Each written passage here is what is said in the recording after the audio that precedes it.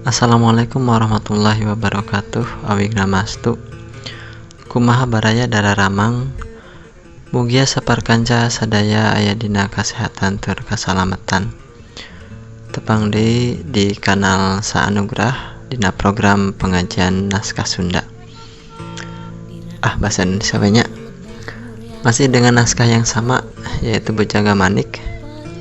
Pada kesempatan kali ini kita akan melakukan pembahasan naskah untuk lempir yang kedua.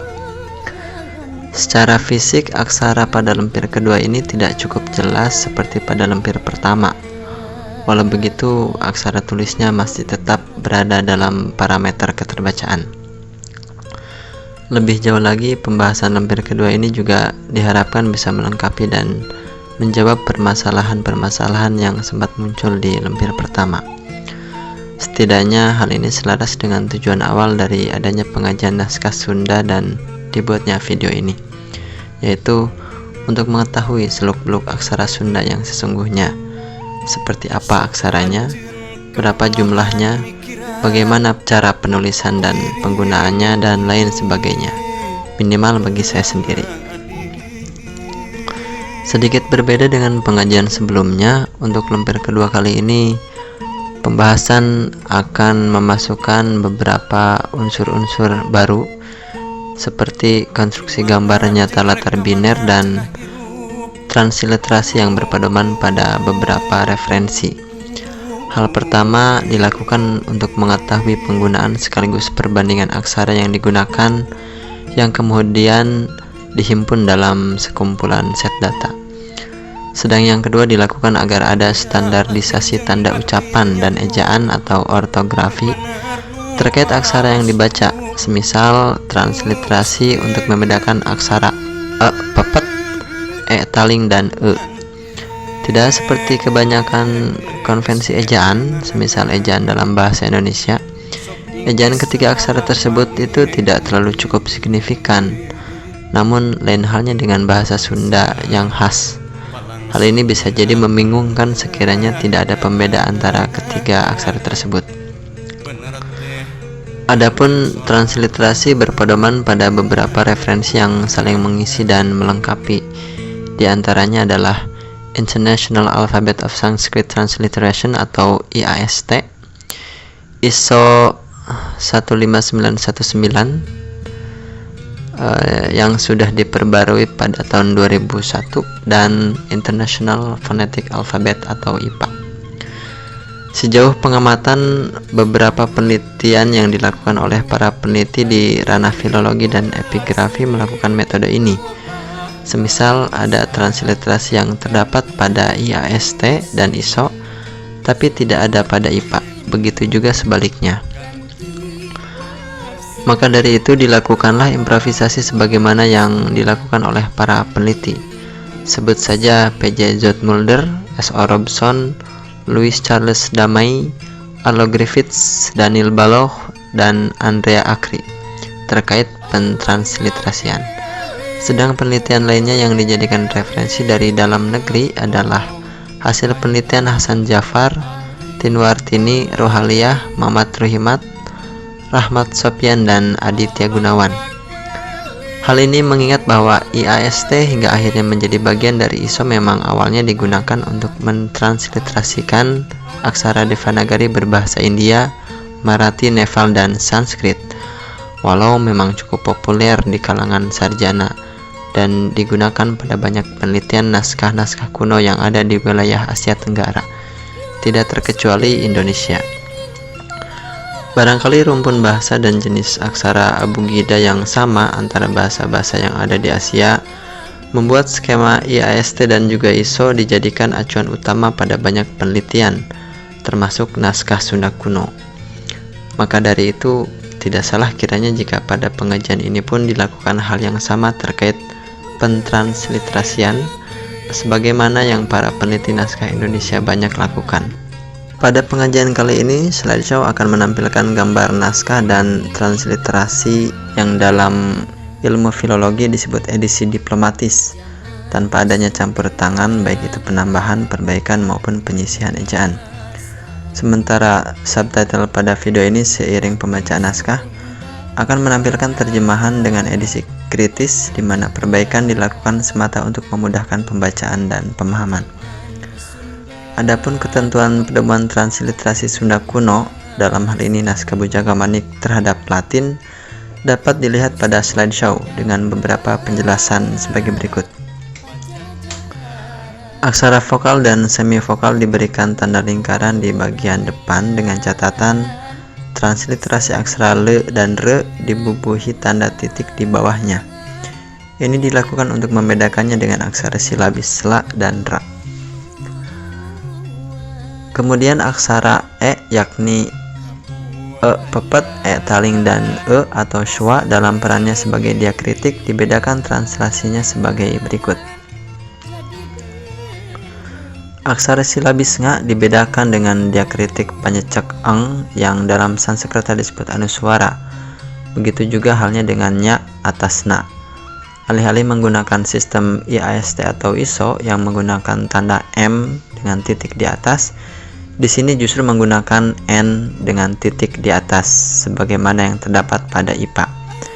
Selain lebih mendekati ucapan dan ejaannya, menurut pendapat saya tanda ini justru lebih memudahkan pembacaan dan lebih bersahabat dengan pembaca. Selanjutnya untuk transliterasi aksara R baik pada semivokal R, rarangken panglaya dan panyakra dilakukan pula sedikit improvisasi, lain halnya dengan aksara silabis RA yang ditulis sebagaimana adanya. Visarga atau rarangken pangwisadha ditranslasikan dengan penambahan titik di bawah untuk membedakannya dengan aksara H. Kemudian tanda baca lainnya seperti pamaeh atau virama atau paten, penanda aksara rangkap, pasangan, pemisah kalimat, dan lainnya digunakan tanda sebagai berikut. Dari penjelasan di atas dapat diketahui jika diakritik aksara Sunda sedikit berbeda, untuk tidak menyebut lebih banyak, ketimbang apa yang ada dalam aksara Devanagari dengan bahasa Sanskertanya, di mana hanya memiliki anusvara, virama, visarga, candrabindu, dan nukta. Maka dari itu, berpatokan hanya pada IAST atau ISO saja tidak cukup. Ada banyak sistem transliterasi yang bisa kita gunakan, semisal sistem Hunterian, iTrans, Harvard Kyoto, Feltwist, ala LC, sampah, dan lain sebagainya. Tergantung tujuan dan kemampuan dalam melaksanakan peranannya mentransliterasikan aksara target. Memang untuk kebanyakan pasangan tulisan atau aksara, ada satu atau lebih standar sistem transliterasi. Bagaimanapun, transliterasi yang tidak sistematis di dunia pentransliterasian adalah sesuatu yang umum. Artinya, kita tidak bisa hanya menggunakan satu sistem saja sekiranya standar sistem tersebut tidak mumpuni untuk melakukan pekerjaan pentransliterasian. Demikian. Tanpa berpanjang lebar lagi, mari kita mulai pengajian naskah Sunda kali ini.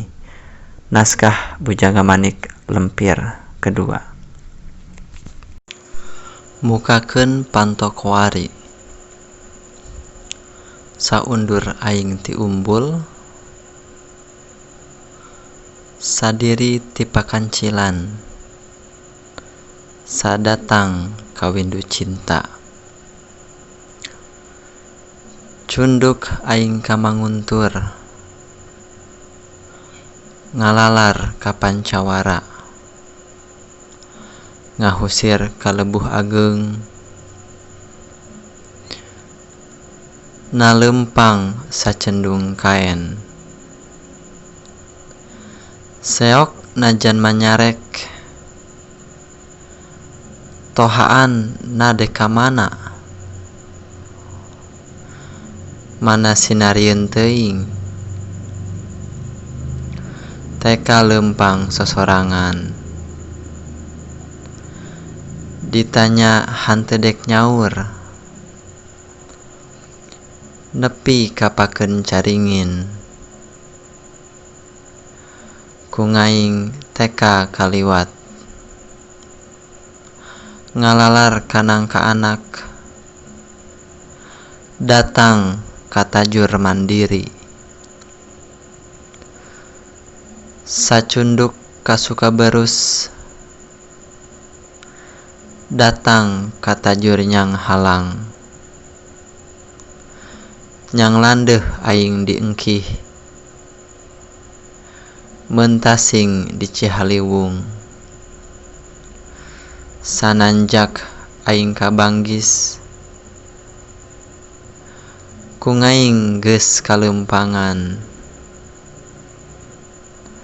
nepi ka Talaga Hening, ngahusir aing kapeusing, na lempang megat morentang, mentas aing di Cilingga, sanepi ka Putih Birit, panjang tanjakan ditedak, kungaing di Peding-peding, sadatang aing ka puncak, deuk di mungkal datar, teher ngahididan wak nyaeta kalebet lempir katilu. Janten cekap dugi sakieu pembacaan lempir kadua naskah Pujangga Manik. Insyaallah kapayuna urang ayakeun analisis perkawis aksara anu aya di lempir kadua, oge diteraskeun pengajian naskah Sunda kanggo naskah Pujangga Manik lempir nu katilu. Hatur nuhun anu kasuhun, hampura anu diteda, mugia urang tiasa dongkap deui dina video salajengna. Wassalamualaikum warahmatullahi wabarakatuh. Awig namastu.